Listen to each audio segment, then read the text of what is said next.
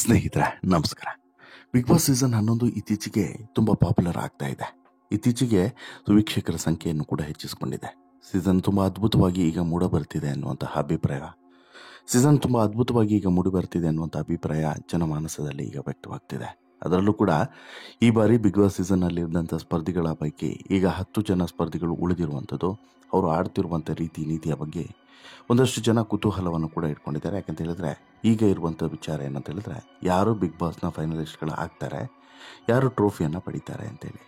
ಈ ಬಾರಿಯ TRP ಕೂಡ ಸಿಕ್ಕಾಪಟ್ಟೆ ಚೆನ್ನಾಗಿ ಬಂದಿದೆ. ಬಿಗ್ ಬಾಸ್ಗೆ ದಿನ ಕಳೆದಂತೆ ಸ್ಪರ್ಧಿಗಳ ನಡುವೆ ತೀವ್ರ ಪೈಪೋಟಿಯು ಕೂಡ ಹೆಚ್ಚಾಗ್ತಿದೆ. ಗ್ರ್ಯಾಂಡ್ ಫಿನಾಲೆಗೆ ಈಗಾಗಲೇ ಕೌಂಟೌನ್ ಶುರುವಾಗಿದೆ. ಯಾರು ಫೈನಲ್ ಅನ್ನು ತಲುಪ್ತಾರೆ ಅನ್ನುವಂಥ ಕುತೂಹಲ ಹೆಚ್ಚಾಗ್ತಿದೆ. ಬಿಗ್ ಬಾಸ್ ವೀಕ್ಷಕರಲ್ಲಿ ಈ ನಡುವೆ ಕೆಲವೊಂದಷ್ಟು ಗೊಂದಲಗಳು, ಪ್ರಶ್ನೆಗಳು ಕೂಡ ಹರಿದಾಡ್ತಿದ್ದಾವೆ. ಈ ನಡುವೆ ಹಾಗಾದರೆ ಯಾರು ಫೈನಲಿಗೆ ಹೋಗ್ಬೋದು, ಯಾರೆಲ್ಲ ಈ ಫೈನಲ್ನಲ್ಲಿ ಇರ್ತಾರೆ, ಜೊತೆಗೆ ಯಾರು ಫೈನಲ್ನ ಕಪ್ಪನ್ನು ಹಿಡಿತಾರೆ ಅನ್ನುವಂತಹ ಒಂದಷ್ಟು ಊಹೆಗಳು ಕೂಡ ನಡೀತಿದ್ದಾವೆ. ಅದರ ಬಗ್ಗೆ ಈಗ ಕಂಪ್ಲೀಟ್ ಮಾಹಿತಿಯನ್ನು ನಿಮ್ಮ ಮುಂದೆ ಇಡ್ತಾ ಹೋಗ್ತೇನೆ. ಅದಕ್ಕಿಂತ ಮುಂಚೆ ನೀವು ಇನ್ನೂ ಕೂಡ ನಮ್ಮ ಚಾನಲನ್ನು ಸಬ್ಸ್ಕ್ರೈಬ್ ಮಾಡಿಲ್ಲ ಅಂದರೆ ದಯವಿಟ್ಟು ಕೂಡಲೇ ಸಬ್ಸ್ಕ್ರೈಬ್ ಮಾಡಿ ಸ್ನೇಹಿತರೆ. ನಾನು ಈಗಾಗಲೇ ಹೇಳಿದಂತೆ ಬಿಗ್ ಬಾಸ್ನ ಬಗ್ಗೆ ಕುತೂಹಲ ದಿನದ ಕಳೆದಂತೆ ಹೆಚ್ಚಾಗ್ತಿದೆ. ಈಗಾಗಲೇ 110 ದಿನಗಳ ಆಟ ಈ ಬಾರಿ ನಡೀಬಹುದು ಅನ್ನುವಂಥ ಮುನ್ಸೂಚನೆ ಸಿಕ್ಕಿದೆ. ಆ 110 ದಿನಗಳ ಆಟವೇ ನಡೀತು ಅಂತ ಹೇಳಿದ್ರೆ, ಆಗ ಆ 110 ದಿನಗಳ ಆಟ ಅಂತಿಮವಾಗಿ ಆಡೋರು ಎಷ್ಟು ಜನ, ಅಂದರೆ ಟಾಪ್ 5ನಲ್ಲಿ ಇರುವಂತಹ ಸ್ಪರ್ಧಿಗಳು ಎಷ್ಟು ಜನ, ಈಗಿರುವಂಥ 10 ಜನರಲ್ಲಿ ಯಾರೆಲ್ಲ ಹೊರಗಡೆ ಹೋಗ್ತಾರೆ, ಇನ್ನು 5 ಜನ ಹೊರಗಡೆ ಹೋಗಲೇಬೇಕಲ್ವಾ, ಅದ್ಯಾರು, ಹಾಗೆಯೇ ಟಾಪ್ 3 ಯಾರಾಗ್ತಾರೆ, ಟಾಪ್ 1 ಬಿಗ್ ಬಾಸ್ ಟ್ರೋಫಿಯನ್ನು ಎತ್ತಿ ಹಿಡಿಯುವಂಥವ್ರು ಯಾರು, ಈ ರೀತಿಯಾದಂಥ ಚರ್ಚೆಗಳು ದೊಡ್ಡ ಮಟ್ಟದಲ್ಲಿ ಬಿಗ್ ಬಾಸ್ಗೆ ಸಂಬಂಧಪಟ್ಟಂತೆ ಸೋಷಿಯಲ್ ಮೀಡಿಯಾಗಳಲ್ಲಿ ನಡೀತಿದೆ.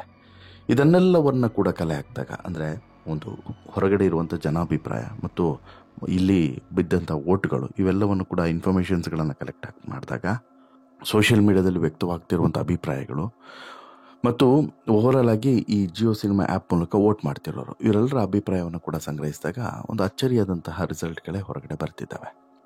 ಬಿಗ್ ಬಾಸ್ನಲ್ಲಿ ಈಗಾಗಲೇ ಶಿಶಿರ್ ಶಾಸ್ತ್ರಿ ಯಾವಾಗ ಹೊರಗಡೆ ಹೋದರೂ ಆಟದ ಶೈಲಿಯೇ ಬದಲಾಗಿದೆ ಅನ್ನೋದ್ರಲ್ಲಿ ಡೌಟ್ ಇಲ್ಲ. ಯಾಕಂತ ಹೇಳಿದ್ರೆ ಶಿಶಿರ್ ಶಾಸ್ತ್ರಿ ಕೂಡ ಒನ್ ಆಫ್ ದಿ ಫೈನಲಿಸ್ಟ್ ಅಂತ ಹೇಳಿ ಎಲ್ಲರೂ ಕೂಡ ಅಂದ್ಕೊಂಡಿದ್ರು. ಬಟ್ ಯಾವಾಗ ಶಿಶಿರ್ ಹೊರಗಡೆ ಹೋದರೂ ಅಂದ್ಕೊಂಡಂಗೆ ಆಟ ಇಲ್ಲ ಅನ್ನೋದನ್ನು ಕೂಡ ಅರ್ಥ ಮಾಡ್ಕೊಂಡಿದ್ದಾರೆ.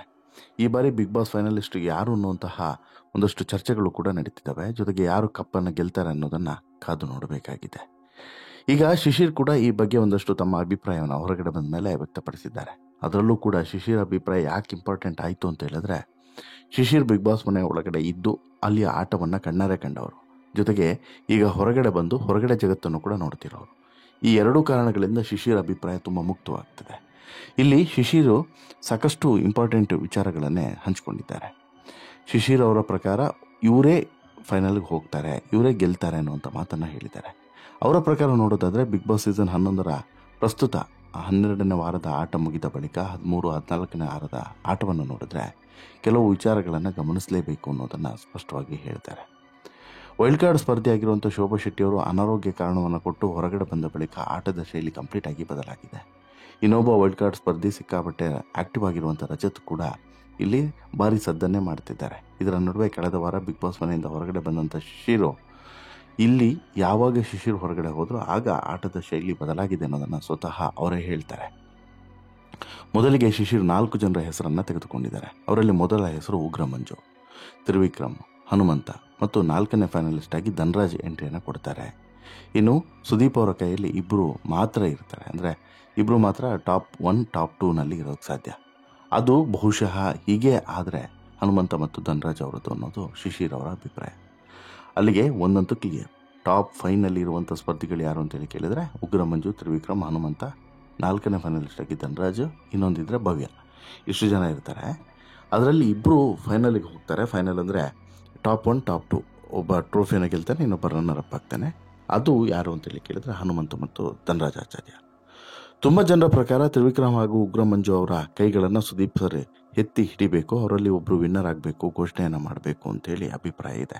ಆದರೆ ಶಿಶಿರ್ ಇದಕ್ಕೆ ಟಕ್ಕರ್ ಕೊಡುವಂತೆ ಹನುಮಂತ ಮತ್ತು ಧನರಾಜ್ ಅವರ ಹೆಸರನ್ನು ಹೇಳಿದ್ದಾರೆ. ಶಿಶಿರ್ ಒಳಗಡೆ ಸ್ಪರ್ಧಿಗಳನ್ನು ಹತ್ತಿರದಿಂದ ನೋಡಿ ಹೊರಗಡೆ ಬಂದವರು, ಜೊತೆಗೆ ಹೊರಗಡೆ ಬಂದ ಮೇಲೂ ಕೂಡ ತಕ್ಷಣಕ್ಕೆ ಈ ಒಂದು ಉತ್ತರವನ್ನು ಕೊಟ್ಟಿರೋದಲ್ಲ, ಹೊರಗಡೆ ಜನರ ಅಭಿಪ್ರಾಯವನ್ನು ಪಡೆದು ನಂತರ ಕೊಟ್ಟಿರುವಂಥ ಉತ್ತರ. ಹೀಗಾಗಿ ಇದು ಎಲ್ಲೋ ಒಂದು ಕಡೆ ಮ್ಯಾಟರ್ ಆಗುತ್ತೆ, ಇದು ಕನ್ಸಿಡರೇಷನ್ಗೆ ಬರಬಹುದು.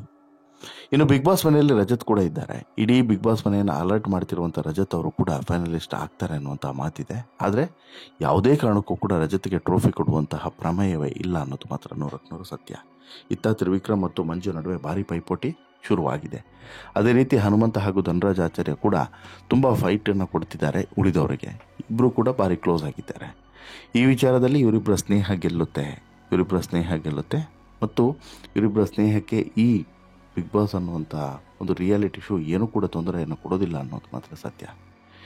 ಇಡೀ ಬಿಗ್ ಬಾಸ್ ಮನೆಯನ್ನು ಅಲರ್ಟ್ ಮಾಡಿರುವಂಥ ರಜತ್ ಅವರು ಎಲ್ಲಿ ತ್ರಿವಿಕ್ರಮ್ ಹಾಗೂ ಮಂಜು ನಡುವೆ ಒಂದು ರೀತಿಯಲ್ಲಿ ಕಿತ್ತಾಟಕ್ಕೆ ಹೋದರೂ ಕೂಡ ಪ್ರಯೋಜನ ಮಾತ್ರ ಆಗ್ತಿಲ್ಲ. ಈ ನಡುವೆ ತ್ರಿವಿಕ್ರಮ್ ಮತ್ತು ಮಂಜು ನಡುವೆ ಭಾರಿ ಪೈಪೋಟಿಯೂ ಕೂಡ ಇದೆ. ಅದೇ ರೀತಿ ಹನುಮಂತ ಧನರಾಜ್ ನಡುವೆಯೂ ಕೂಡ ಪೈಪೋಟಿ ಹೆಚ್ಚಾಗುತ್ತೆ. ಹೀಗಾಗಿ ಇವರುಗಳೇ ಫೈನಲಿಸ್ಟ್ ಆಗಿರ್ತಾರೆ ಅನ್ನೋದು ಶಿಶಿರ ಅಭಿಪ್ರಾಯ. ಜೊತೆಗೆ ಹೊರಗಡೆ ಕೂಡ ಅದೇ ರೀತಿಯಾದಂಥ ಅಭಿಪ್ರಾಯ ಇದೆ. ಯಾರು ಫೈನಲ್ಗೆ ಹೋಗ್ತಾರೆ, ಯಾರು ಫೈನಲಲ್ಲಿ ಟ್ರೋಫಿಯನ್ನು ಗೆಲ್ತಾರೆ ಅದನ್ನು ಕಲ್ಪನೆ ಮಾಡ್ಕೊಳ್ಳೋಕ್ಕೂ ಕೂಡ ಸಾಧ್ಯವಿಲ್ಲ, ಯಾರಿಂದನೂ ಕೂಡ ಸಾಧ್ಯವಿಲ್ಲ. ಆದರೆ ಒಂದು ಗೆಸ್ಸನ್ನು ಕೂಡ ಮಾಡ್ಬೋದು, ಹೀಗಾಗುತ್ತೆ ಅಂತೇಳಿ ಗೆಸ್ ಮಾಡ್ಬೋದು.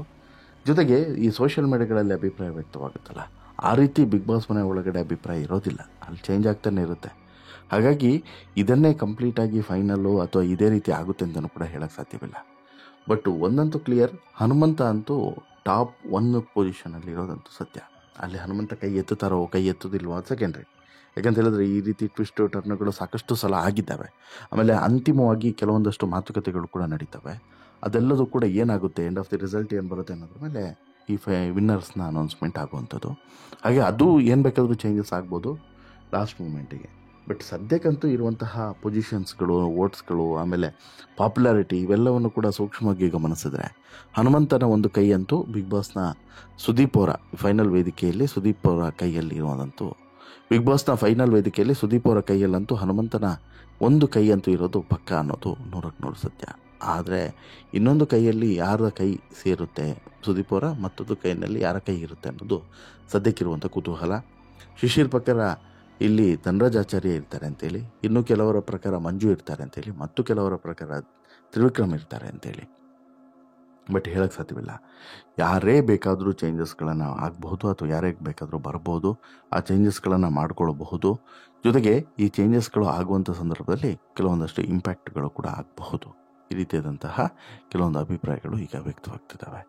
ಇನ್ನು ಇದರ ಜೊತೆಗೆ ಸ್ನೇಹಿತರೆ ಪ್ರಮುಖವಾಗಿ ಗಮನಿಸಬೇಕಾಗಿರೋದೇನು ಅಂತ ಹೇಳಿದರೆ, ಯಾವಾಗ ಮಂಜು ಈ ವಿಚಾರದ ಬಗ್ಗೆ ಹೆಚ್ಚು ಕಾನ್ಸಂಟ್ರೇಟ್ ಮಾಡ್ತಾರೋ, ಯಾವಾಗ ಈ ಫೈನಲಿಸ್ಟು ಈ ವಿಚಾರದ ಬಗ್ಗೆ ಕಾನ್ಸಂಟ್ರೇಷನ್ ಮಾಡ್ತಾರೋ, ಆಗ ಎಲ್ಲೋ ಒಂದು ಕಡೆ ಹನುಮಂತನ ಆಟ ಮತ್ತಷ್ಟು ಚುರುಕಾಗುತ್ತೆ. ಹನುಮಂತನಿಗೆ ಸಪೋರ್ಟಿವ್ ಆಗೇ ಇದ್ದಾರೆ ಯಾರು, ಮಂಜು ಕಂಪ್ಲೀಟಾಗಿ ಹನುಮಂತನಿಗೆ ಸಪೋರ್ಟಿವ್ ಆಗಿದ್ದಾರೆ. ಇನ್ನು ಹನುಮಂತನಿಗೆ ಬಿಗ್ ಬಾಸ್ ಮನೆ ಒಳಗಡೆಯೂ ಕೂಡ ಉತ್ತಮವಾದಂಥ ಬೆಂಬಲವೇ ಇದೆ. ಹಾಗಂತ ಮಾತ್ರಕ್ಕೆ ಹನುಮಂತನಿಗೆ ಯಾರೂ ಸಪೋರ್ಟಿವ್ ಇಲ್ಲ ಅಂತಲ್ಲ, ಸುದೀಪಿಂದ ಹಿಡಿದು ಪ್ರತಿಯೊಬ್ಬರ ಸಪೋರ್ಟ್ ಕೂಡ ಇದೆ, ಜನರ ಸಪೋರ್ಟ್ ಅಂತೂ ದೊಡ್ಡ ಮಟ್ಟದಲ್ಲಿದೆ.